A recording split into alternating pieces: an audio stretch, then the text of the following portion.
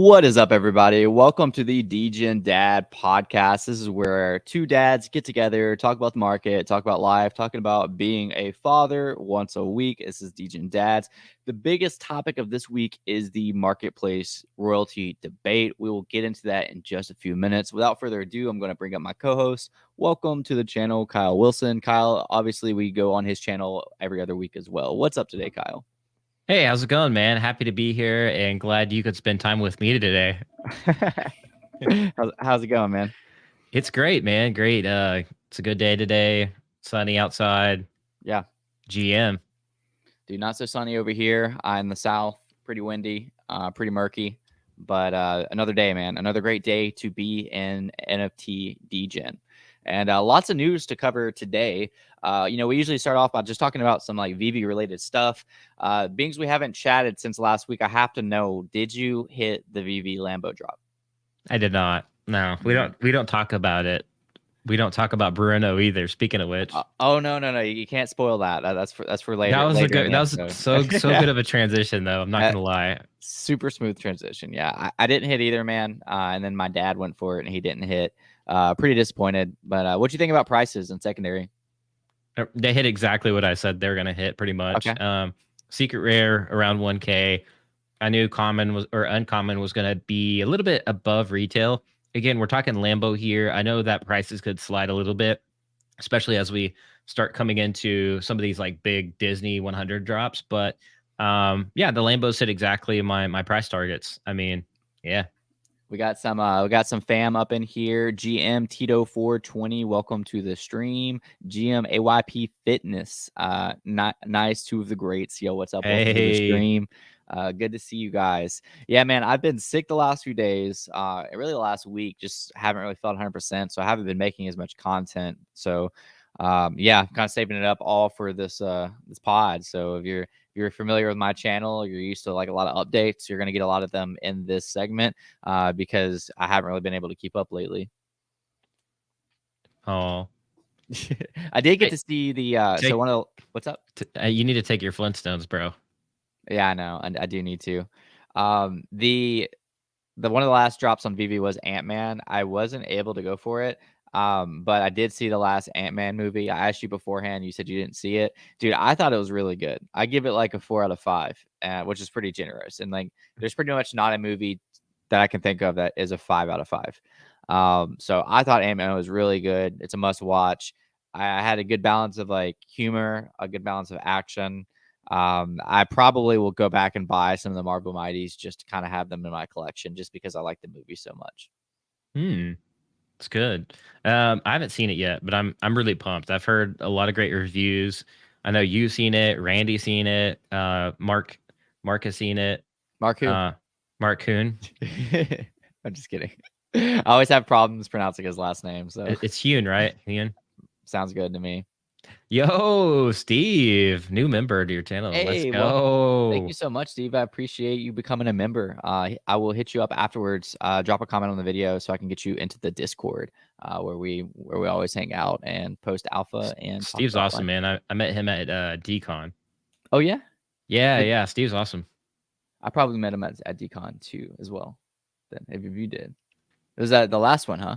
Yeah, the last one. Do you plan on going to the next one? I know I feel like it's 50-50 for people because I mean the last one, it's gonna be hard to top the last one. So very curious what the team will do. I'm curious if Steve's gonna go or not, but I will definitely try to make it out, but we'll see. We'll see. Man, as you can relate to, it depends on family and family and timing 100%. and how that all goes. Thankfully, shout out to SoCal Homie. He hosted us last time at Decon, so it was nice having a place to stay and kind of all being able to get together. I would love to go to one in the future. I don't know if like the next one is going to be too soon or not, but I'll definitely be at a future one. Designer Con itself was really cool, and obviously like VV is the biggest part of it because like that's what we went for. But like I love the Designer Con itself, so I wouldn't mind going back just for Designer Con. Well, VeeFriends was there too, so there's VeeFriends. What was the other one? There was another pretty big NFT project that was there. It was like had an anime cartoon vibe, but they were Oh really yeah, big. you were more familiar with them than I was. I Yeah, don't remember. Karafuru, that's what it Yeah, was. that's what it was. Mhm. Yeah, and the V Friends was there. Well, speaking of which, there's a lot of V Friends to talk about in this episode, but like again, we'll get to that in a little bit. Yeah, V I'm a lot. Friends, dude, what V Friends announced is what Vivi needs to do. Like, I think, for lack of a better word, like it would change the dynamic of the VV market if they could introduce what V Friends introduced. But again, we can get to that after we talk about like our first few sections. Tito said he got a rare on the drop and sold it to buy for a 1420 edition uncommon. There are a few. Tito, are you the guy that like there's one OG that had 420 like everything, like the Becky Cloonan, the Todd, the Reese, like just had all the 420s in the beginning. I'm curious if that's the same guy. Might be. And Steven said that he is in San Diego, so it's Sunny. probably it's not as hard of a trip for him to go to Sunny in to go San to Diego. DCon. Heck yeah, man. So let's talk about some things. You have under our talking points NBA Top Shot security. You want to tell me a little bit about that? Because I've been Yeah, in the this one's dark. pretty hot. Okay. There's a lot to dissect here in terms of stuff that relates to Vivi. I actually saved a Twitter thread about this, and I'll read through this. This is a guy that You can pull it up. all right, let me see if I can pull up the bookmark first here. All right, got it. Let me see if I can share, present, share screen. Don't share my seed phrase. Yeah, don't do that. Okay. Especially talking about security. That'd be kind of counterproductive. Now let me zoom in on this so we can kind of see a little bit better. Yeah, that's great. Here's what's happening with the Dapper lawsuit in 2021. Lawsuit was filed against Dapper plus the founder Roham, saying that NBA token or NBA Top Shot tokens were securities. The suit said that the NFTs were sold illegally and were not registered with the SEC. Dapper has been trying to get this lawsuit to go away. Last August, they filed a motion to dismiss. Now, this is the update. What happened today? District Judge Victor Marer ruling over the case denied the motion to dismiss. Now that case goes to actual trial. So that's what's happening. Gosh. So a lot of people like created false headlines, like kind of making fun of this situation, saying like judge thinks all collectibles are securities, and people actually thought like the case was over, and it caused like unnecessary FUD. But yeah, the case isn't even like it hasn't started, so it's just now starting. However, this case caused the headlines to read, "This part is not true. The court has simply dismissed Dapper's motion to dismiss, stating how some of what they did might be securities, how that works." Now, this is where it gets really important and then ties into Vivi.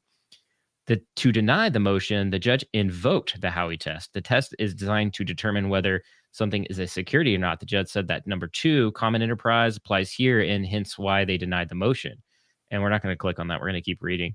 Basically, the judge said that by buying NBA Top Shots, consumers were funding Flow's success. This is what gets interesting because OMI token, the reasonable inference to draw from these allegations is that the capital Dapper Labs raises through their offer of the moments is used to develop and maintain Flow blockchain. The plaintiffs also used a Sports Illustrated article, which is weird, that references how prices tank when the marketplace goes down, basically saying that if investors were buying the success of moments, not Flow, then why would the moments go down in value when the chain stops working? And people have been asking us, Chris, even you did, where did the NFTs go if VV failed? Now, here's where I think it's different. Number one, OMI's success isn't tied to the VV app and vice versa. We've already kind of known that. I mean, the OMI token can kind of get hyped up for sure, but right now there's no OMI utility program. There's no utility attached to it currently. So it's technically not really tied to it. I mean, it is to an extent, but it's not like how Flowchain works. Flowchain is an entire blockchain. OMI is not. Yeah. So a couple differentiator things here that's quite different from Flowchain and NBA Top Shots. So this is kind of an interesting case. Another example in the suit that physical card values would survive the collapse of their parent companies, whereas NBA Top Shot moments would not survive the collapse of Flow. And Chris, this is why I think, David, you mentioned specifically in that last AMA that NFTs would still go back to the holders through a certain mechanism, whatever that may be. We don't know, right? But I think that's why, David, you actually mentioned that, because now the court can't say that VV NFTs just disappear if VV disappears. So I think David's been kind of communicating to the public basically what's happening here in the Top Shots case, in my opinion. I mean, which is very smart. Hmm. The judge also found that the defendant's public statements and marketing materials objectively led purchasers to expect profits. The judge screenshots of tweets of NBA Top Shots as an example. These ones in particular, not going to pull that up. Well, I can retweet this or something, or if somebody wants it, Chris, I can send this to you afterwards too. Anyways, that's kind of like, it keeps going on about the Howey test, Give us that and TLDR. that's it. I'm not No, going to I mean go. he had a TLDR tweet. Just Did he? yeah, right there. Yeah, right there. Yeah. Read it to us.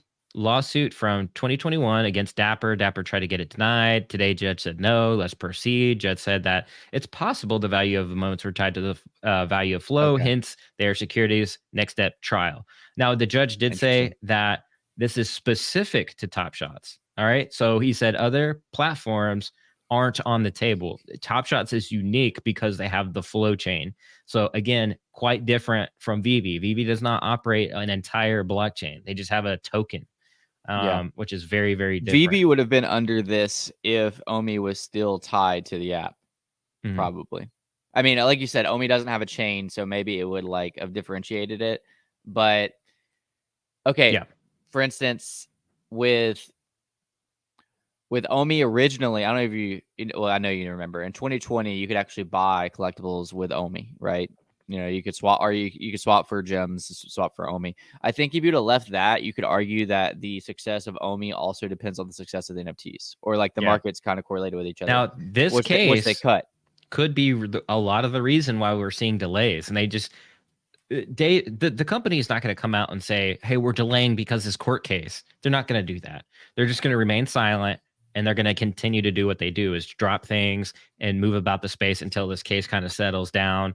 They monitor the situation. Sure. Again, VV has a legal team. They know what they're doing, and they have big brands like Disney monitoring this as well. Yeah. Again, I think this is one of the reasons they're moving slowly, in my opinion. I mean, yeah, I kind of agree with you. I stand by. I think this is the case.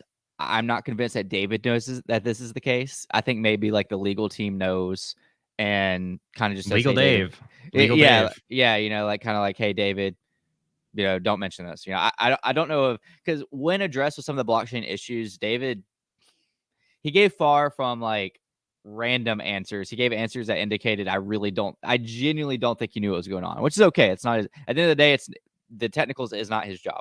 I feel like the same for the legal. I feel like sometimes we try to like elevate people as if they have this like super like huge intellect and they're like super far ahead. But at times it's like there's probably a person in place for that, and they're just trying to communicate what they do know. And that's probably David's case. Yeah. David too. David, he does the licensing. So he goes out, he gets the licenses. He's done an incredible job.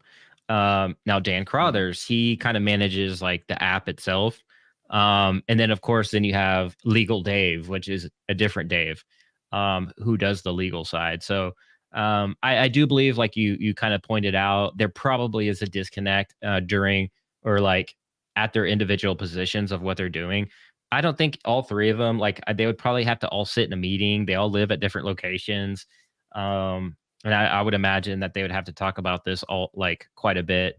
And there would be some disconnects, or like, for instance, David, you wouldn't be up to speed all the way on a certain case or what's going on. So, I do believe that we've kind of seen that, indications of that in some of the AMAs as well. So. No, it definitely makes sense. Yeah, it's very interesting. I actually did not know about that Dapper lawsuit. At first when you're reading it, it made me really nervous because dude, the SEC is just going after everybody right now. So I was like, oh gosh, are they going after like NFTs as a whole? But it sounds like this is very specific to Top Shot selling moments who also have flow chain, and so it's kind of like I could see how that could kind of like correlate with each other. Because like, yeah, what was it the SEC was going after like a week ago? Man, They're gonna, they're going after everybody. I mean, yeah, staking, Kraken. I mean, staking. How can you go staking, after yeah. staking as like you can't? Like, there's DeFi is gonna just win outright win right there. And what's gonna happen is you're gonna have an outflux of money going out of the United States if that happens. So Yeah, man. And they're going after okay, so they're going after Duquan with Luna, and which like a lot of you that are listening to this are probably like, well, yeah, they need to. Well, here's the issue: they needed to before it got to where it was. Because here's what's going to happen now: if and when they successfully sue Duquan, for millions of dollars, do you think that millions of dollars is going to go back to the investors that lost the money by investing in it? No, absolutely not. Like I would be, please clip this video and come back to it if the SEC sues Duquan and returns that money to investors like they should. They're not going to. That money is going to go to them, and what really gets me at the end of the day, we're going to get flagged for this, Kyle. I'm saying too much, but what really gets me at the end of the day is that the SEC actually claims that they're here to protect investors. If you're here to protect investors, you would have done this 3 years ago or 2 years ago when shady actors started getting into the space. You should have been on that, like, hey, like, this is the problems that we see. And we're here to protect investors. But what's going to happen now is there's going to be a lawsuit. They're going to win the lawsuit. They're going to get the money. Investors still lose out. And on top of that, there's overregulation of things that don't need overregulation. So I'm very bearish on how some of this is going to roll out, but I won't stay on that too long. I do want to talk about the thumbnail. So we have a battle of the marketplaces right now, and here's what I mean by that. OpenSea last week, in order to compete with Blur, because Blur has been taking over a ton of market share, decided that they're going to cut their royalties down to zero for a certain amount of time, uh, um, or cut their royalties down for a certain amount of time. This hurts creators, this hurts artists, and this hurts projects, because a lot of projects base their business, their project, off of that initial mint and then the secondary royalties. If you're ever trying to explain to a friend or family member in person the reason artists should go to NFTs, it's usually along the lines of, well, once they sell the first piece, they still have infinite potential to continually make passive income off that piece, because whoever sells that, they still get a small cut out of that sell. Well, that is beginning to diminish and is beginning to no longer be the place, with the biggest marketplace out there, OpenSea, saying, well, in order to compete with Blur and just kind of flex, basically puff out our chest, we're going to also diminish creator royalties, which leads us to the debate. What is the future of marketplaces? What is the future of Web3? And then Kyle, you made a video yesterday talking about VV versus OpenSea. You want to talk about that a little bit? yeah. So obviously with the macro situation, as you just said, there's a lot to dissect here. It's not going to happen overnight. It's not going to happen in a week. You're having these major marketplaces like OpenSea and Blur literally fight it out over these royalties. Now, they are centered around like independent creators, artists, and projects, whereas Vivi obviously is highly curated and centers around obviously like major brands. So there's two big kind of differentiating factors there. Now, we have seen brands go on OpenSea, so I'm not saying that that's like not a thing, because that's a thing too. But Vivi does have the kind of silver lining, if you will. Now, I don't know. This is probably not on purpose, and we talked about this on my stream last week. It's like, man, Vivi just randomly like comes out on top without even meaning to. And Yeah. this is what I mean: is that the silver lining here is Vivi having the licenses of all these brands.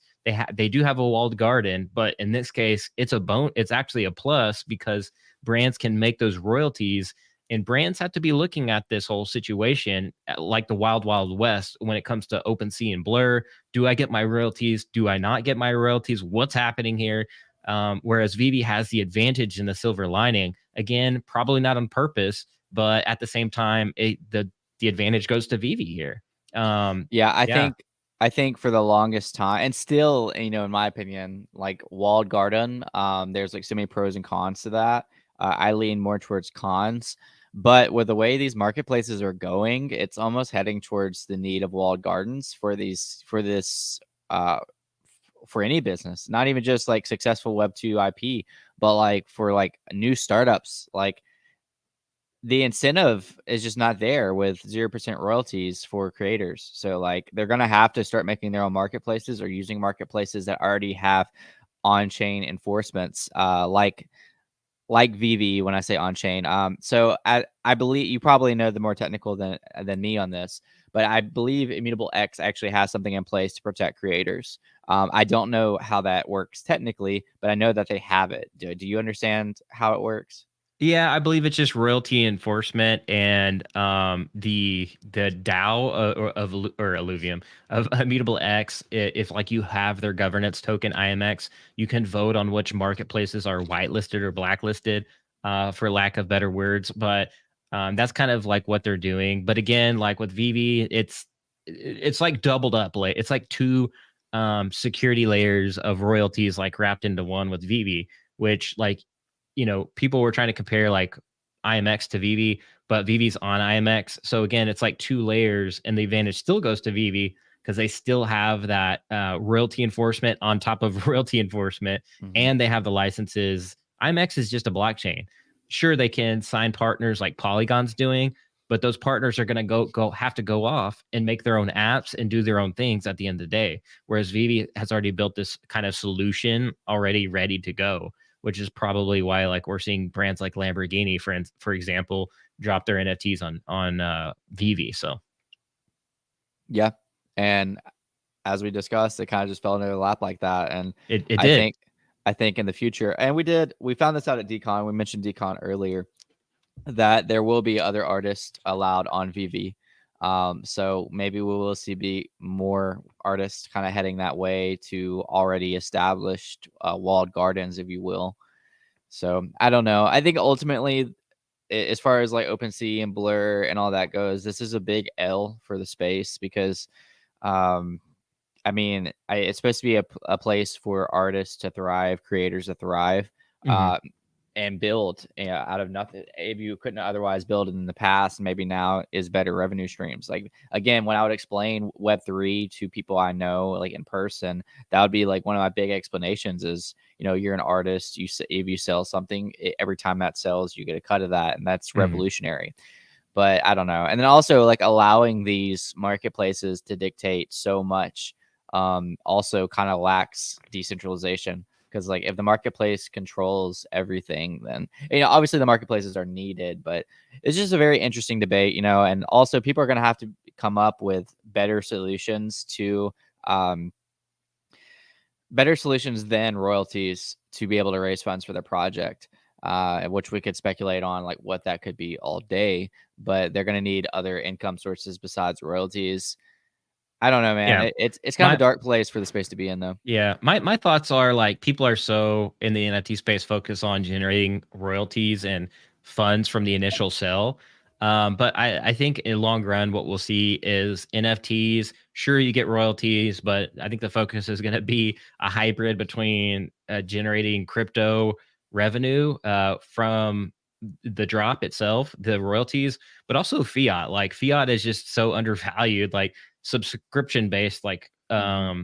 people that just want to stroke an automatic payment every month to your membership instead of having to worry about like going to Coinbase buying USDC and then doing that. I mean, there's mechanisms for that, but I feel like a lot of people are leaving money on the table because they forget like you can easily integrate subscriptions via fiat. Now it's cooler to have NFTs and it's cooler to do those things. But yeah, it's going to be interesting. And back to the marketplaces, I think the solution is to have something like VB, not specifically, but to where it's like more like HRO, where if you're a creator, a brand, or whatever, you can drop on a platform. Like we'll pretend it's like HRO, not exactly like HRO, but an HRO made for like creators, and it's kind of centralized, and then but you have the option to take it off, port it to like the layer 2, and then Hmm. you could roll it up to the layer 1. And I think that would be the best option. I think to me it's just a no brainer because you have the best of both worlds. You have a little bit of control here, but you can take it off anytime you want. You could put it on IMX or whatever blockchain they decide to go on, and you could just roll it up to OpenSea or layer 1 or whatever you want to consider and sell it on layer one. So I don't know. Yeah. No, I since they came out the gate, I really liked Heroes like interoperability that they had and like how they Mhm. did it. Because you have that walled garden to start with, but you could also take it out of that walled garden and then put it on Immutable X. And if you really wanted to, you could take it off Immutable X and bridge it to layer one. I always really enjoy that aspect. I actually was at Best Buy, my local Best Buy yesterday, and I saw some of the Black Adam season 2 or some of the hero cards there. And I almost bought a pack. I ended up not buying a pack, but it's Shit, still really cool just to see them. I still got Oh, this you got guy. yeah. This was from Jeff. I Yeah, have yet to open it because literally the pack just looks so good. it does. Like Yeah. We I got don't baby want to. sealed. Yeah, I don't want to damage the pack. Like, oh, this just looks so good. Like I that opened mine art. before I even left. Like I might actually get this boxed and seal Do this it. because like the holograph, the holographic, effect on this. This itself looks like it could be a card. Like I don't know. All I right, don't know. before we move on from royalties, I just want to ask why are people incentivized towards NFTs if there are no more royalties? Like why NFTs? Wait, ask that again. Sorry. Why are people incentivized towards NFTs if royalties are no longer a thing? Because I mean, hold on, let me explain this. I yeah. guess one more time. Um, even in gaming, I've always argued, like, because people are like, well, why would gaming want to incorporate NFTs when they're already making money? I've always argued, as far as like Game Passes go, that if that Game Pass runs for a certain amount of time, then it's no longer available. But you could always buy it on the secondary marketplace, which could be anywhere. And so a bigger market share or a bigger liquidity is if you can sell it to anywhere, anyone on any marketplace. And then so why would the game want to do that? Because they get enforced royalties on that sale. So they're generating income for their company without even having to drop more stuff. But with all these marketplaces saying we're not going to do that anymore at 0% marketplace or 0% for secondary trading, why would they want to do that?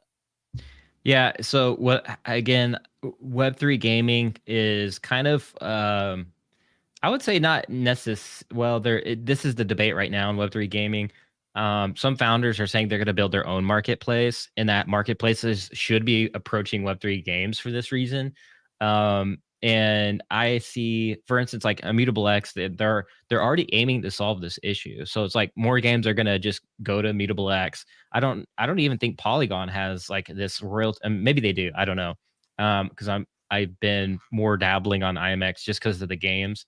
Yeah. Um, but I suspect that we'll just see like, what I was talking about last week is down to the layer 3. They have their own like walled garden in app in game marketplace, and then transactions will roll up to the layer 2 from there. And I think that's what we'll probably see roll out in the not so distant future for mega games that are in Web3. So like if World of Warcraft got into gaming, they might partner with like IMX, for example, because they can go down to layer 3 and protect their assets and still generate those funds and royalties. And then from the layer 2, you have the global order book that sends it out to all the IMX marketplaces that have that integrated. So that could be a solution that may play out in the not so distant future. Or like if you're Luvium, Kieran said that they might just develop their own marketplace, which I think they already have Yeah. their I could see internal. bigger brands just doing that. Yeah. Cool. All right, man. I want to move on from the marketplace debate to something that I think could be huge for Vivi if they did this. Real quick, Viper did jump in chat. I am in favor of royalties for creatives, but NFTs still make sense for the verifiable ownership and access aspect. Yep. Sure. Yeah, I agree. Verify. I love the quote. One of my favorite quotes is, You still gotta. How do you know you own something on the internet? And then like the only answer to that is NFTs. Because you want to be like, yo, look at my NFT. I own this. And the only way to do that is to have the actual non fungible token itself. And then the token gating, you can still token gate and like all that fun stuff where you have to have this digital pass to get into the membership. So that's not going to go away either. All right, so I got this pulled up. Let me go ahead and share it. So VFriends is about to do something as of like right now, basically, that I think if VV incorporated, it would change the course of everything. I'm actually going to send this tweet out just to let people know that we're about to discuss this. So I'll send it out once we start watching it. So I don't want to watch the whole thing, but we'll kind of watch the concept. Hold on. yeah, we'll watch the concept of it. So let's add this and share this. Welcome, foolish mortals, to Burn Island. Today's guest of honor is the one and only dynamic dinosaur. Kyle. This brave little dino has managed to survive where others have gone extinct. A scarce and truly remarkable creature. Now, at last, participating in Burn Island's inaugural eruption, your sacrifice will reward VFriends Book Games token holders who burn their token with a chance to win this one-of-a-kind Holy Grail Series 1 Dynamic Dinosaur Spectacular Lava Go. In all 10,255 VFriends Series 1 tokens, there are only 80 Go Spectacular tokens, making this not just a premier NFT, but an extremely rare token rarity within VFriends. Are you ready to own a piece of history? Okay, that's all we need. Can you hear me, Kyle? Yep. Okay. So essentially, if you didn't get that, they're doing this thing called Burn Island. I'll actually find it on their website, but you'll be able to burn these VFriends for prizes. But the kicker is the types of prizes that you get. Like, they're insane. And so, like, VV has, obviously, they've already talked about burning, and they've talked about like some of the incentives, which is essentially this kind of one-of-one aspect of like burning a lot of something to be able to get something more rare. So they're already on pace with that. One thing that I think, it looks like is this already started? Dude, yeah, this is already started. I didn't even realize that. So Burn Island has already started. It must have started like very recently. And but they're doing it not just a one-of-ones, like they're burn. Oh, I tried to find the actual bird page, but there's so many other things. Like, you can burn for like, let me mute this. Actually, I'll just stop sharing for a second. What can you burn for? No, sorry. This is like really loud. That's why I stopped, and it's still really loud. You can burn for IRL events. You can burn for physical cards, like physical baseball cards, basketball, like physical goods, and a lot of other things.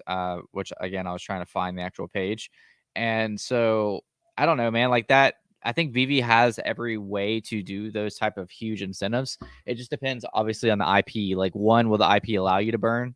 And then two, if it does allow you to burn, will they actually allow you to exchange something? If the answer to both of those is yes, I think the marketplace could literally do a 180. Because like right now, the problem with VV, as far as from a price perspective, there's oversaturation. There's way too many items and not enough liquidity. I mean, I'll just say it like it is. But that could absolutely balance out the amount of items with the amount of liquidity to actually see good price action on our collectibles and comics. Now, you could always go back and say, oh, it's a collector's app, collectors at heart, whatever, which, like, at the end of the day, it is. But I mean, there's obviously price incentives there, as there's price incentives in collecting as well. You're completely full of it if you've been here since 2021, or you're rare. And the price is never a thing for you. Like, like that's I feel like that's rare. But what's your thoughts on that, Kyle? Yeah, most of it is like, even if you are a collector at heart, you're always going to be flipping to get the better item and the better grail. Like, so you're always trying to flip up. If you're like a real, like, so um at least there's an argument to be made for that, for sure. And most of the collectors I see in the space do exactly that. They'll, collect a bunch of things, and then they'll, sell it for like 5 or 10 years later for 10x the price or 20x the price. But then they go off and they collect other grails. They collect other things that maybe are more expensive, and then they just keep climbing up that ladder. And that's kind of how it goes. Like, if you're just a natural, like a purebred, that's like all you do is collecting, or you love collecting, in my opinion. Now, there's like going to be those niche collectors that really want that like statue. Like, this one's cool. Like this statue here, like back there. Like, Yeah. if you just want that to show off in your room or whatever, you have those type of collectors too, but those are kind of like rare, where you just want to have it just in your room and that's it. Like, and you you know I don't know, that's my thoughts on it. I mean, there's still a lot of those collectors, not to like not say there's not. I mean, I've seen like on YouTube tons of channels of just, they have walls of collectibles, obviously. So Yeah. I did find the article, and it's right here. Let me pull it up real quick. took me. They have so many articles on VFriends. It took me way longer than I wanted it to. So yeah, you can. NFT holders can turn their NFTs into possible physical or virtual prizes through deflationary technology. Access to the island is granted through sequential eruptions with unique rewards and NFT burn requirements. And the best part is this unlocks endless new possibilities for all holders. So like there's like different sequences of burns that get you different things. Right now we're in the eruption 1, which is just kind of tells you how to enter and what you get. I'm not too sure as far as, let's see, winner. For the name of the grand prize winner available, I think Eruption 1 is more of like a gamble. It's more of like you're burning for like a 1 of 1 potential. But there will be multiple winners in the future that like win a lot of other stuff. So, and while all this is happening, you know, the VFriends Series 2 and VFriends book games is deflating. So like the people that are entering these are winning unless you burn and don't win, obviously. And then the people that are and then the people that are just holding the collection are also winning because it's deflationary. Yep. Yeah, it's an interesting one. Yeah, I had some book game NFTs at one point. Are you pulling some up right now? This is just VFriends Series 2. Yeah. You can burn these too. You know, this is like Gary's done a really good job like building this project up to like what it is now. I don't know if we'll ever see this type of like, I mean, maybe we will. There'll be some outliers here and there, but this one's definitely one of those that has longevity. I'm not like super into the characters just yet. I like the wizard. I like the astronaut.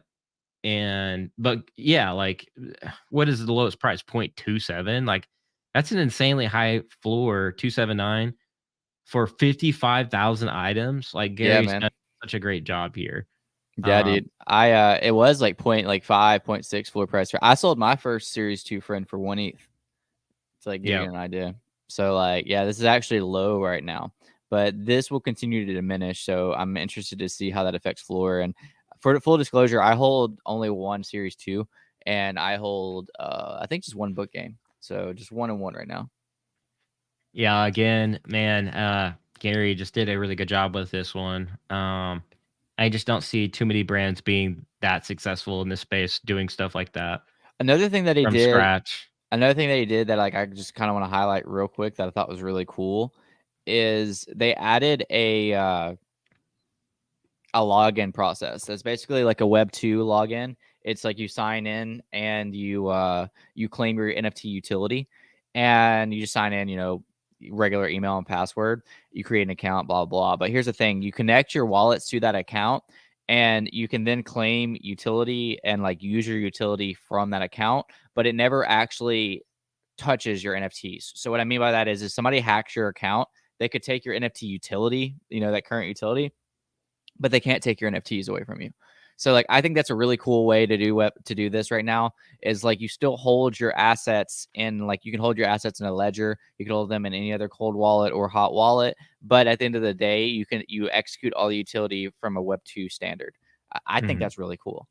Yeah, smart. I mean, yeah, you know, why don't more people do stuff like that? And we'll see more of that, Chris, roll out, I believe, in the not so distant future. I obviously like Immutable X is doing the Game Pass or the Passport, which is very similar. You have like a Web 2 login, and you'll be able to like safely store your NFTs still.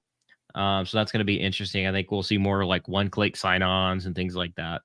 Yeah, that's we saw that with Midnight Society too. Dr. Disrespect's project. I mean, you've both talked about that I tried to let go of a few weeks ago. I did find the details. It looks like this is just a sweepstakes for Eruption 1. It's a burn enter. Winning is not guaranteed. You get one dynamic dinosaur spectacular lava to enter. Buy any book games token. Must be on layer 2. Oh wait, that's all you got to do to enter. Wait, oh burn, not buy. You have to burn any book games token for the dinosaur. So. Yeah, man, it's a gamble right now. I'm not too sure how I feel about it just purely being a gamble. But obviously this dinosaur is going to be worth a good amount of money to the right person. I mean, But it's my kind gosh. of it's like a Dropbox kind of burn style mechanism Which is like, if you're into collecting, you like Gary Vee, you like this IP and brand that they're building, this could be for you. Yo, the biggest bro, new member. Thank you so much. Appreciate it. Met the biggest bro at Hey, DCon. So hey, let me get with you afterwards, either on Twitter or on the YouTube can't comments, and get you into the Discord. Because right now my YouTube membership is access to Discord, but it's like being finicky. So can't confirm I'll he's shoot you an big. invite. What? Can't confirm the bros are big. He's got Yeah, a brother too. can confirm he is the biggest bro. For sure, for sure. Yeah. I felt like a little ant I feel next to like him. we should hire him like for like to be a bodyguard. Like, I don't know. I'm sure people say that all the time. So So this no, I'll move on from this topic soon. I just want to show you that this is like the burn chart. So yeah, like we people still got are a burning. lot. We got Uniswap, Yeah. Spotify, Oh, Uniswap's big, bro. But yeah, people are burning right now. Sandbox. So let's talk about Uniswap. You can buy NFTs with Omi now. Yeah, yeah. You So want to talk about that? Uniswap, yeah, Uniswap announced, and I'll pull this up on Twitter so we can kind of like see a little bit of that on Twitter and what that looks like. Let me pull this up. Yeah. While you're pulling that up, I'll just go ahead and announce the news. So Uniswap announced that you can use any ERC20 to be able to buy NFTs. So an ERC20 is basically anything under the Ethereum umbrella, which is Omi. I don't know if you remember, but Omi actually Here, I got it pulled migrated up. from GoChain to Ethereum. So Omi is an ERC20. So we joke around saying you can buy NFTs using Omi, which you actually can, but that was the official announcement. So Kyle's got it pulled up right now. We'll take a look at his vertical monitor. Yeah, I could can you see that better? Yeah, now? that's better. That's better. Okay. So yeah, this is just showing you can go to their NFT portal on Uniswap and obviously buy any NFT with any token in your wallet. So that way it makes it easy for you. And it's also cheaper. Like if you've been in the macro NFT space and you're trying to buy all these different NFTs everywhere, you've come to the problem that you're having to swap back and forth of tokens. Like, oh, I got USDC, I need to convert it to E to buy this NFT. Mhm. This is no more on Uniswap. So this is cool. You don't have to swap back and forth and get charged like 10, 15, 20, sometimes $50, in the high, like when gas is high, to swap back and forth on mainnet. So yeah, this solves a big problem in the industry. So this was an exciting announcement. I could have used my blur. I could use my blur to be able to buy NFTs if I wanted to. Yeah. So you can see here 10 fluff. Any token. So again, Uniswap's on Ethereum. They're on a lot of blockchains nowadays, but this is really cool. This is that. It looks like it's sort of a thread. It just kind of went into detail on the rest of it.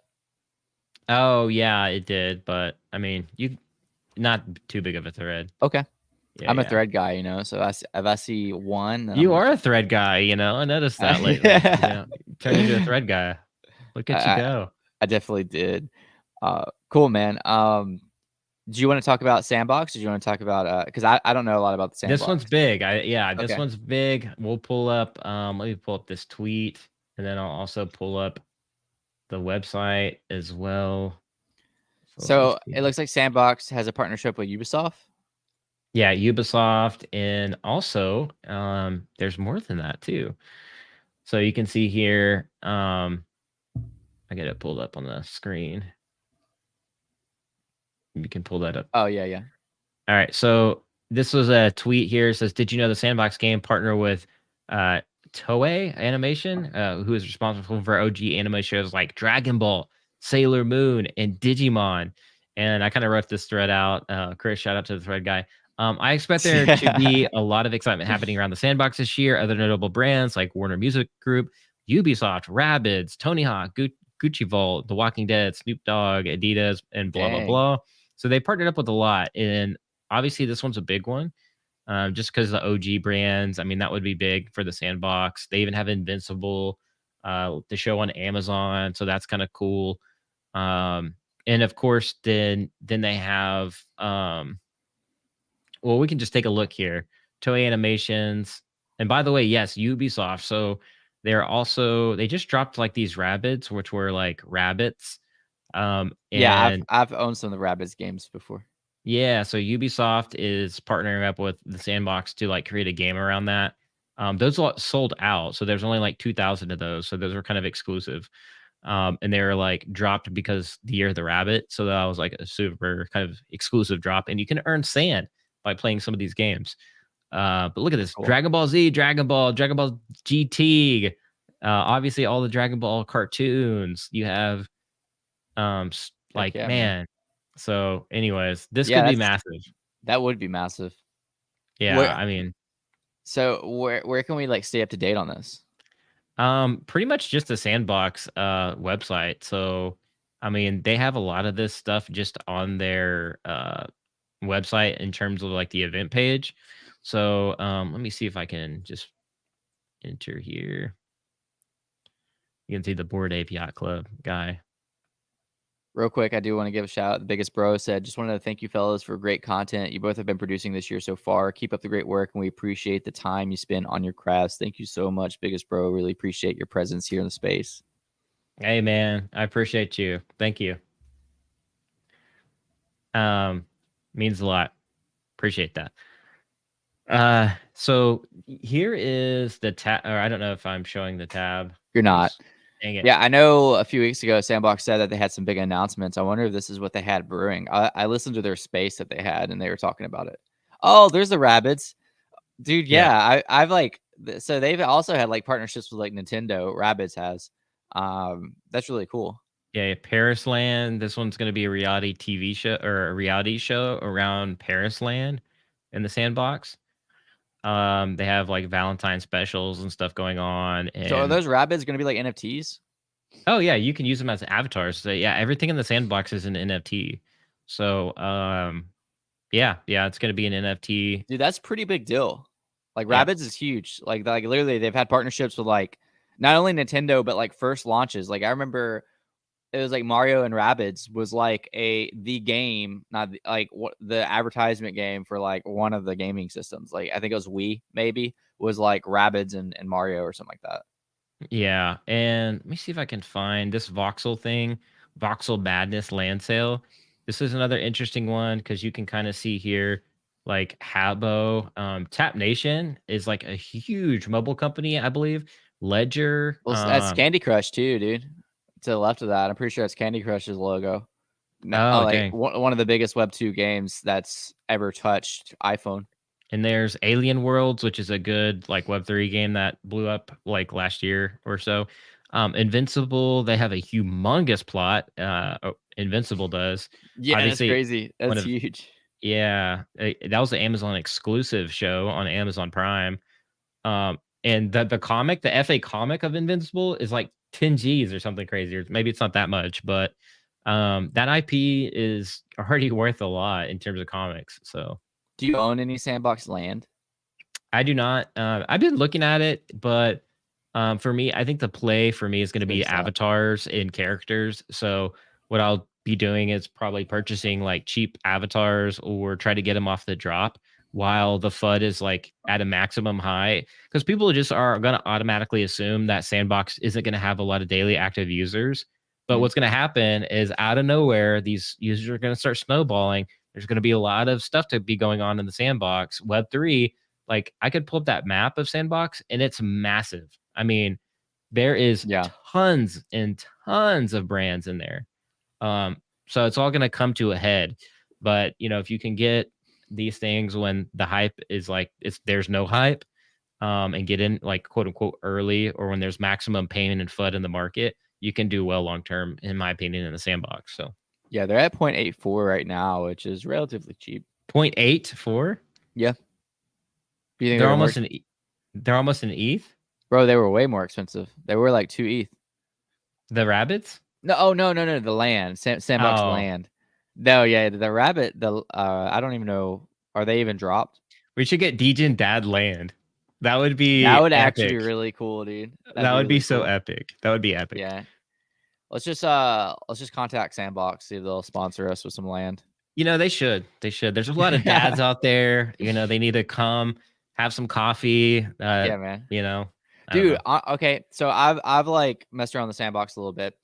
You could come into our crib, you know, and yeah, you have to walk past all the toys and stuff because like we got kids, and like our podcast studio is like, you know, in VR or AR. or mixed reality, and then you could just like sit on the couch and just listen to the pod. Yeah, that's it, man. Some coffee utility in there. You know, if you listen inside of the sandbox, then you We could get make coffee mini games, man. some Like coffee mini you gotta games. collect all the cups and you get to earn sand or whatever. We could start like DJing Dad Dow or something. Dude, the possibilities are there. The possibilities are there. We gotta, yeah. But again, this is obviously a speculative play. This is not financial advice, not financial advisors. This is just because I think the sandbox is going to be fun.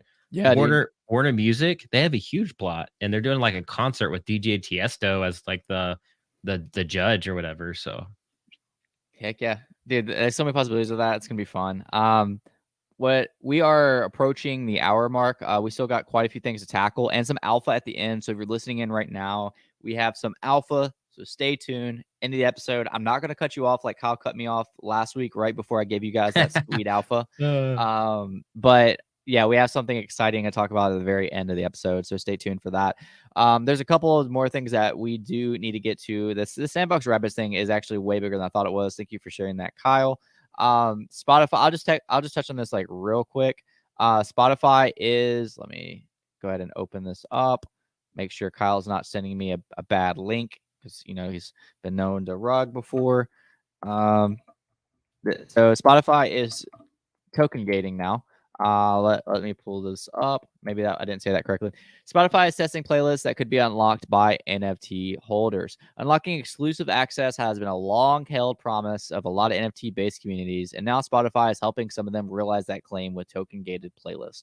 According to a series of tweets by Kingship, a metaverse brand signed to Universal Music Group, the streaming company is piloting playlists that could be unlocked through NFTs in certain geographies.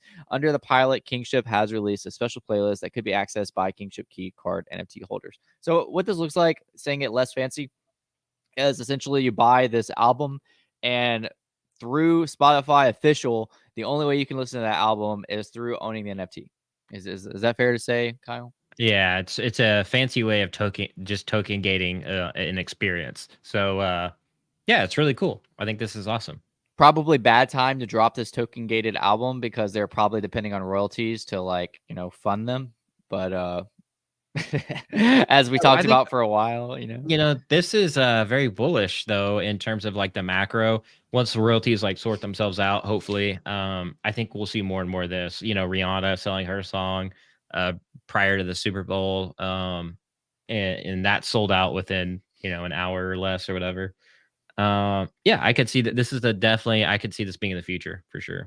You know, one thing I didn't mention about royalties, Kyle, that I think could really, people are going to disagree with this statement, and I probably disagree with it too. But having optional royalties, I think at the end of the day might win the battle, because as much as we'd like to enforce 2.5, 5, 8, 10% royalties on artist collections, maybe it's just not realistic at the end of the day. And maybe it will have to be more of a tipping based system. You know, maybe we need that taboo in the space of you should tip. And some people will and some people won't, just like waiters and waitresses. And, I feel like I've been a waiter for a long time and I was a barista after that. Like, I feel like everybody needs to go through at least once to like, go through that. But at the end of the day, like tipping is very much encouraged. Stiffing your waiter is very discouraged. And I feel like maybe we need the same thing at the end of the day with these marketplaces.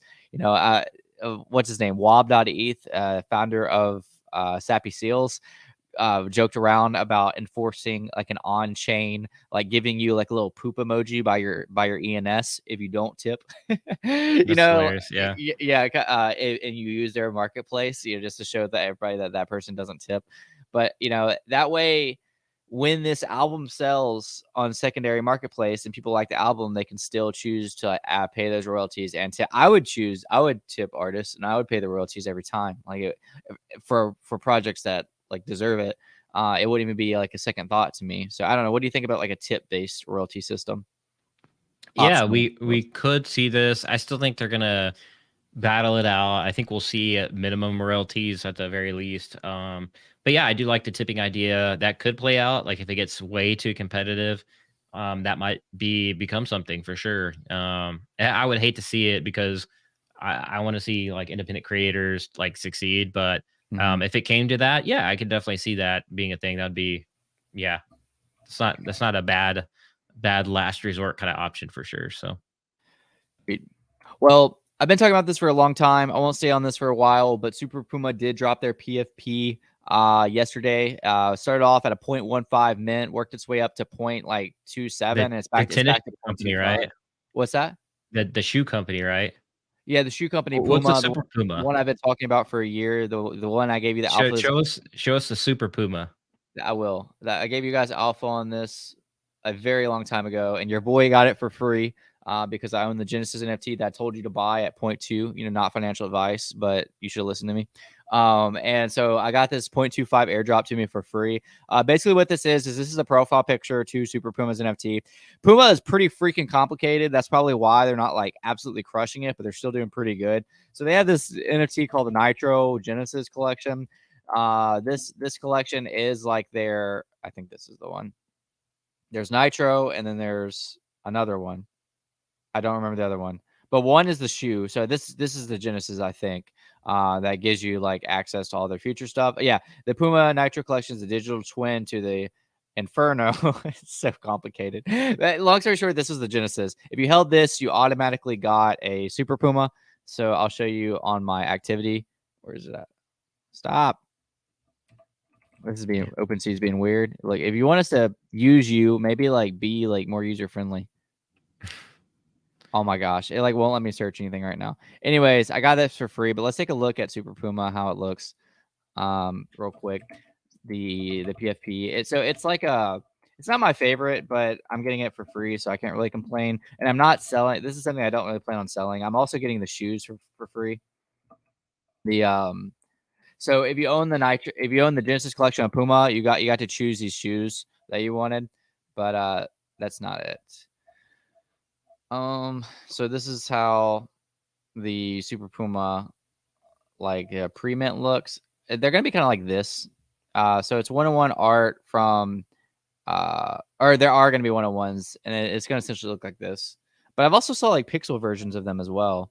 But it's kind of cool for NFTs to have like this official Puma logo in them. You know, we always talk about IP all the time, and I feel like Puma's been slept on so heavy. If you've been here, let me pull this down just for a second so I can pull something up. I posted about this forever on my YouTube. It was actually one of my community posts that I don't do a ton of. Kyle, I know you do them pretty consistently. I keep track of yours. But I just wanted to show this to you guys. So if you bought the Nitro, which was the Genesis, it cost you like 0.25. If you had that, you got the option you got this airdrop to you for free, which is a shoe. You got to choose what shoe you wanted. I wanted this one because to me it just stands out more. Like I want people to ask me like, what are those? And I want to tell shoes. Yeah, the moon shoes, man. Lunar shoes. And this is five. You could kick somebody. If you kick somebody, that would hurt. Look at those. Bro. Look at those shark noses on that thing. So this was 5 months ago, and I'm getting these shoes airdropped to me for free this year, and now I'm getting the Puma NFT wherever that went. So yeah, that's a little bit of everything on Puma going on. They have some big partnerships, obviously. All Chat Gaming, what's up? Manages to make every single DJ and Dad's podcast, whether it's the end or the beginning. What you trying to show us, Kyle? This is my shoe for the day. Speaking of shoes, we got that Why Not Michael Jordan's right here. Some MJs, the Why Not 2s. I think these are. This is a Russell Westbrook shoe. I got a little scuff on it, not gonna lie, but these are super comfy. I wear these to keep my feet warm throughout the day. These are like my comfy Jordans. I got a couple pairs. I need to get some more, but it's cool, man. Anyways. I'll show you what I'm rocking. We're showing off our shoes. I'm rocking these custom sandals. They actually are custom. If you look at the logo, you see how it says Hidden Grounds? That's my coffee shop. And then this is my coffee shop colors, which is like the dark orange and the black. And I got the glow in the dark gecko that I customized wherever it's at right here. And then if we're flexing shoes over here, I got to show you what it's about. Those are some gangster Jesus sandals you got.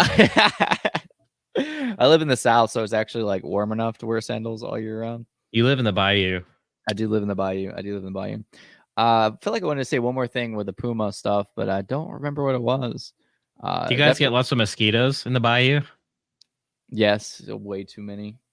Crypto Tony, what's up, Crypto Tony? Welcome to the stream. Crypto Tony, I follow him on Twitter, and he gave me a shirt at Decon. Shout out to him for that. My most random projects are Susible, Chico Roco, and Inspector Gadget. Blockchain Comics did ask about Twitter Coin. We could like circle around to that in a bit, and Roger just stopped by to say a little wave and the blue heart. Yo, what's up, Roger? New VV logo. Kryptoni. Yeah, Susables. I heard of those. I had a buddy that got into that. Chico Roku. I've seen a lot of Omi homies posting that up on Twitter lately. And Inspector Gadget. I remember that one. Yeah. Oh yeah, Inspector Gadget's a classic, man. Yeah, that dropped. It was like on a random like branded platform. I think they are going to drop more brands, but it was kind of like semi. It felt like Recur a little bit. Very similar, but that one was a pretty cool looking drop though. Recur announced something pretty recently. I don't remember what it was though. Twitter coin. Yeah. Elon's dropping like a Twitter coin, but there's really not a lot of information on it right now. I saw him tweeting about Floki coin. Yeah. Do Floki pump to the freaking moon because of that? Yeah. If that could be integrated into Twitter, like I'm buying some Floki. You're gonna be too late. Actually, it didn't pump that much, unless I haven't looked at it in a few days. But his initial tweets didn't do much to it was like a 30% increase or something. Floki is up 303% in the last month.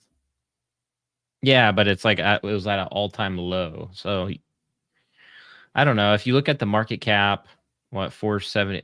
Yeah. So it's that market cap 10 or the ranking 104.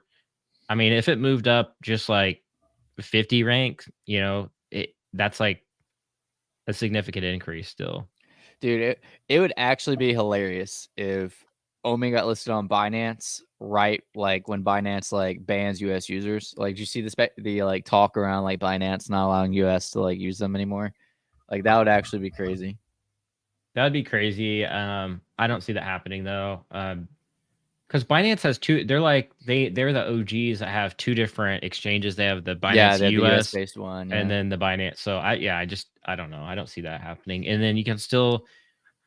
Now I don't condone this, but I've heard you can use a VPN still. I don't know if that's true or not, but I don't know. Oh man, BioShock said, "What do you guys think of MechMind's AI on OpenSea?" Let's see if this is an actual project. MechMinds. I don't know, but I'll tell you, Chris. Speaking of Pumas, I've been kind of buying a couple sandbox NFTs that it's actually an NFT that has a partnership with Warner Brother Bose and another company, and it comes with music attached to the NFT, but you can also use the NFT as an avatar in the sandbox. So what is that? I missed the very beginning of it. Oh, that's what I've just been collecting lately. Okay. Yeah. So you haven't been collecting these MechMinds? Nope. Actually, I've never heard of MechMind, so I have no idea. This is like apparently the first PFP or the first art project created with whatever it's called, ChatGPT. You know how like OpenAI, like ChatGPT kind of has their own like Mid-Journey art or whatever. So they made this using ChatGPT. So I don't know. To me, the only winner here is the guy who decided to do it. Yeah. My gosh, doing 10,000 of these, that probably took him forever. Oh no, he did 6,697 of them. So like basically he used like OpenAI's ChatGPT to generate this, which is not the best AI art program out there, but yeah, it's like a novel thing.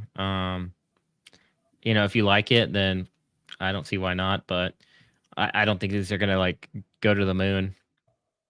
Oh, Dolly. He probably used Dolly. That's the word I was looking for. Dolly, yeah. Yeah, those are, I mean, like if you're into that, if you like to collect that and you might think it might be worth something today or one day, then that's fair. Let's make our own, Kyle. Let's make some, let's see. Let's make our sandbox land. So let's do plot of land with 2 dads.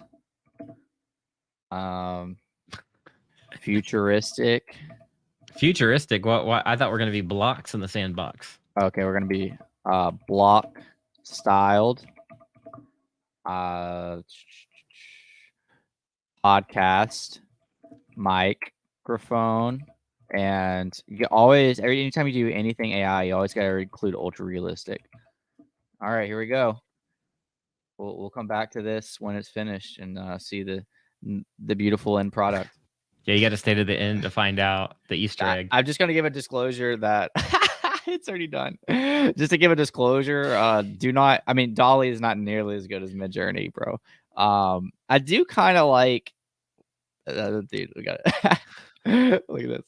All right, so we have number one. You know, I'm feeling it. You know, it's nice. It's What are those words? The pants. Bro, look, we got the mech mind on our shirt, bro. Like that looks just like that little mech mind that he made.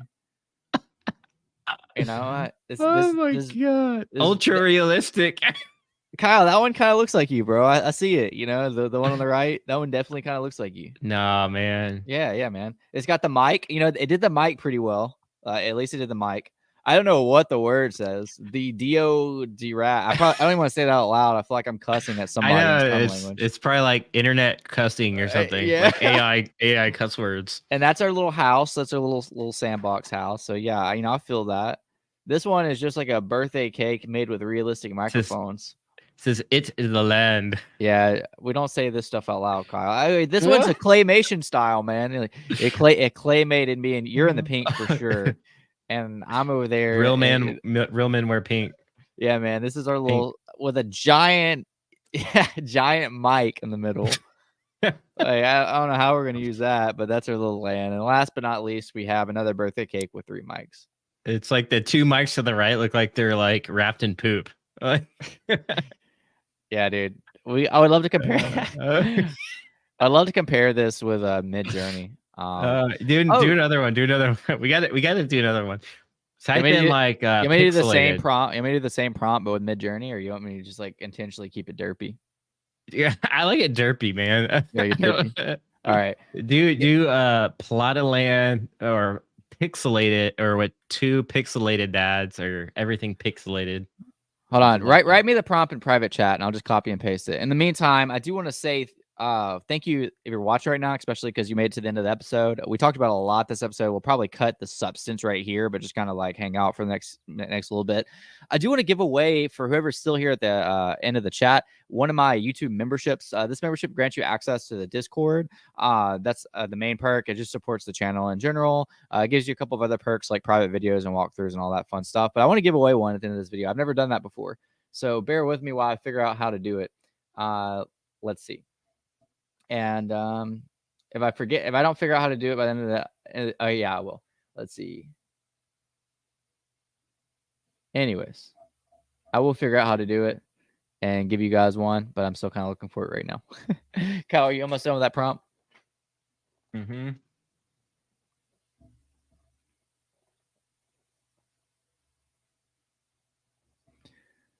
This thing is derpy to say the least. I love this needs to be the thumbnail for this. You just to like appreciate the people who are with us. Nobody else will click on this video if this is the thumbnail. We should drop that as an NFT. That would actually be kind of funny. I'm dying, bro. That one got me. I don't know. That one got me. Oh my gosh, that one got me good. So Kyle, how do I give away one of these memberships, man? Oh, AI pictures crack me up. What did you say? Oh wait, you got me. I'll type in your prompt. How do I give away one of these memberships? No, just click on to YouTube and then go to this live the live video and then just click. Oh, there's Jeff Koons. There's an actual piece of art. Oh, that one's not bad. I need to stop distracting you. All right, so how do I do it? You go to YouTube, you just click on your live video, and then you just click the right option or whatever, like engage your audience and give away membership. It doesn't. Something like mine that. just has a Q&A and a poll. No, you have to go to I guess you have to have YouTube memberships. Well, no, it lets me do it on the cash line. You click on the cash that show your support for Chris Coffee. And it should have membership gifting. Oh, there we go. Yeah, just click on that and then select one of your member tiers to give away. Sweet. All right, so I'm about to give away one membership to somebody. It's funny that we had to buy our own membership, but I'm doing this for you, whoever it was. Let's see. Who was it? Did it choose? I don't know. All right. Well, I just bought one for somebody. Yeah, Surely somebody... it's gonna look. All right. So while I'm trying to figure this out, Kyle, let's talk about what you see here a little bit. Actually, this one's not bad. This one looks like we have like a giant weird mic or light. Headphones. This one's good. This one's not bad at all. Now the face on the right, that's you, Chris. I don't know what's going on with your face there, bud. It looks like a carved pumpkin gone wrong. Wait, what? Oh, the one on the right. That's just the face I make, man. Just mouth wide open. That's the face. That's after I have way too much coffee, bro. That's the face after you found out your NFT project got rug pulled. I actually like this one. I'm saving this later. That one's not bad. Yeah, bro. That's a thumbnail right there if I've ever seen one. We should literally make these into NFTs. That would be bullish. Dude. This one not so bad. It's really not. These are way better than the first go around. Yeah, this one actually looks like a podcast. I'm not sure why the chat bubbles, like it's like we're just talking to each other, but there's chat bubbles, so that's kind of funny. So yeah. Yeah, I like it. And this one's like this one. Yeah, this one's very pixelated. This one looks giant headphones. The person on the right almost looks like a woman. I don't know. I do want to say out loud that BioShock did win the giveaway, so congrats to you, BioShock. I will comment under the video the link to join the Discord and just let me know what your Discord name is so I can give you the correct roles. Everything's manual right now because YouTube is not letting the automation go through very well. All right, let's look at the last one. I like this one, Kyle. That kind of looks like us. Yeah, that one's legit. Why is my mic a plant? Chris, you got something to tell us about your extracurricular activities? Yeah, man. Not right now. No, now's not a good time. But for some reason, I'm missing a mic. It looks like our coffees in that picture. Actually, they look like they have faces. I kind of like that. Yeah, I really like this one, and I like the first one of this set. What was your prompt? Your prompt was 2 pixelated dads in the metaverse doing a podcast while drinking coffee on a plot of pixelated land. That's pretty fair. Yeah, I like the first and last one the best. Yeah. I do like the one second to last, but they don't look... Both of the characters don't look like the best that they could. This one actually got close to looking like us, and it had 0 prompt of us. Yeah. Yeah, that's what's wild. It's like it knew. It knew. What do you guys think? Yeah, like hold on. Whoops. No, we go this.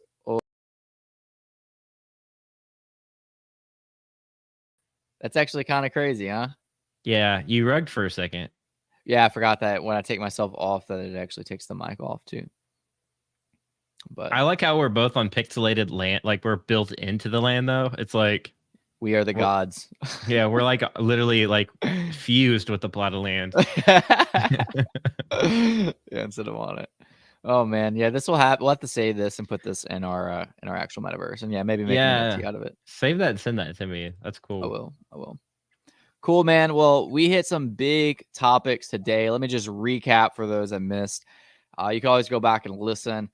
We introed with the Lambo drop last week. We talked about sandbox partnerships with Ubisoft and Rabbids. The biggest topic of the week was marketplace royalties, specifically OpenSea cutting royalties to try to compete with Blur because Blur has been taking up a ton of the market share. Talked about being able to buy NFTs with any ERC20 using Uniswap. That means you could actually use OMI to buy NFTs via Uniswap. Spotify supporting the token gate. So you can buy an NFT that is token gated and is actually supported by Spotify. That's actually pretty huge, Kyle. There's gonna be a lot of different videos on that. The alpha, we forgot to give the alpha. So shout out to SoCal Homie. You made it here just in time to reach the alpha. I almost ended this stream without giving you guys the alpha that I promised you. That would have been a lot like something Kyle would do, but I am not like that. This is my channel. So without further ado, the alpha. Go to www.bentleymotors.com and get signed up for the allow list that's coming up. Porsche NFT, my opinion, flopped, but they kind of saved themselves by cutting supply. The Bentley is going to have their own NFTs. In order to be a part of that, you need to go to the website. Actually have the exact link somewhere better than this. Hold on. This is their general event. Let me get the better link real quick for you. Have you signed up for this yet, Kyle? No. Are you going to sign up for this, Kyle? Yes. Okay. Although I feel like is this going to be another Lambo scenario where they're like, we're going to do our own marketplace, and then they'll be like, just kidding, we're dropping on VV. No, I mean Lambo did have their own thing, and VV was the second. They did, but then they ultimately went with VV, which what they probably should have done in the first place. Varying Viewpoint said SEC is not going after staking. It has to do with what's being promised as APY. So I think it's kind of, you're saying the same thing in a different way. Like I think it's staking via these centralized, like obviously they're not going after staking like that's decentralized. They can't, but they're going after staking that's like via marketplaces, like or via platforms like Coinbase and Voyager and Kraken. That's my understanding. So this link isn't leading to the. I'm gonna have to find it. Basically, there's part of the site where you literally just click. You put in your email and you're on the allow list, but for some reason it's not popping up right now. So I'm trying to get the right link. It's full. The allow list is full. You can't enter. I'm just kidding. Well, there goes the alpha. Maybe. I mean, I don't know. Oh, I found it. Yeah. Okay, how'd you find it? Let me put it in private chat. There you go. Oh, what the heck? Yeah, forwards to the View NFT website, but then it takes you to they rugged it. No way. No. Here it is. Now, if you click on it, it takes you to the homepage again. Okay. Right. So if you click on it, Bentley is making the first venture into the NFT marketplace. First step in Web3. Visit here to register. Yeah, dude.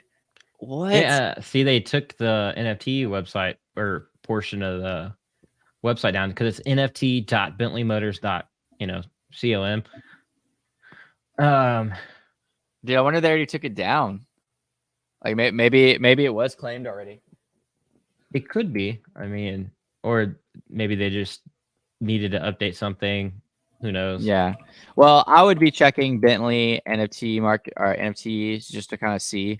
Because it was just, I'm looking at my email right now. It was just give your email, and after you give your email, you're like basically signed up for the allow list. But right now they took it down for some reason. I don't know why. Yeah, very interesting. Well, Bentley said, forget your alpha. I'm going to throw it out the window. And they never even sent me a confirmation that I signed up. So that's nice. Yeah. I'm looking for it. I don't see it. Oh, well. That's I think that's all that we have for this episode. Thank you guys for tuning in. Really appreciate all of you guys that show up and support. Catch us on Kyle's channel next week to be able to recap the NFT market, all things Web3, all things crypto. And until next time, we need a good outro, Kyle. Good outro. Until next time, be like a dad.